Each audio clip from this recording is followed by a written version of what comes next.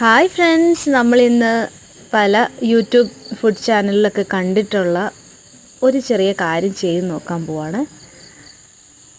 നമ്മൾ ചപ്പാത്തിയാണ് ഇന്നത്തെ ബ്രേക്ക്ഫാസ്റ്റ്. അപ്പോൾ അപ്പത്തിനൊക്കെ കപ്പി കാച്ചുന്ന പോലെ നമ്മൾ ഗോതമ്പ് മാവ് വെച്ചിട്ട് കപ്പി കാച്ചുവാണ്. ഇപ്പോൾ ഞാൻ ഏകദേശം ഒരു 4-5 സ്പൂൺ ഗോതമ്പ് പൊടി ആവശ്യത്തിന് വെള്ളം ചേർത്ത് സിമ്മിലിട്ടിട്ട് ഇതുപോലൊന്ന് നന്നായിട്ട് കപ്പി കാച്ചി എടുത്തിട്ടുണ്ട്. ഇവിടെ കപ്പി കാച്ചുകയെന്നൊക്കെയാണ് പറയുന്നത് കേട്ടോ. നിങ്ങളുടെ നാട്ടിലും അങ്ങനെയാണോ? ഇനി നമ്മൾ തണുത്തതിന് ശേഷം അതിലേക്ക് ആവശ്യമായിട്ടുള്ള ഗോതമ്പ് പൊടിയും ഉപ്പും ചേർത്ത് നന്നായിട്ടൊന്ന് കുഴച്ച് കൊടുക്കണം.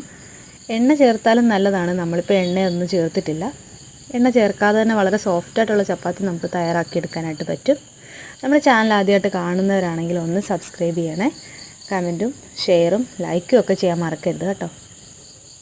നന്നായിട്ട് കുഴച്ചെടുക്കാം. ഇനി നമുക്ക് ചപ്പാത്തി ചുട്ടെടുക്കണം. നമ്മളിത് രാത്രിയിൽ ഈ ചപ്പാത്തി കഴിച്ച് നോക്കി കേട്ടോ. വളരെ സോഫ്റ്റായിട്ടുള്ള ചപ്പാത്തിയായിരുന്നു.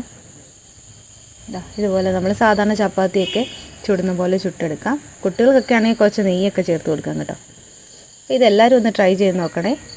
Thank you for watching.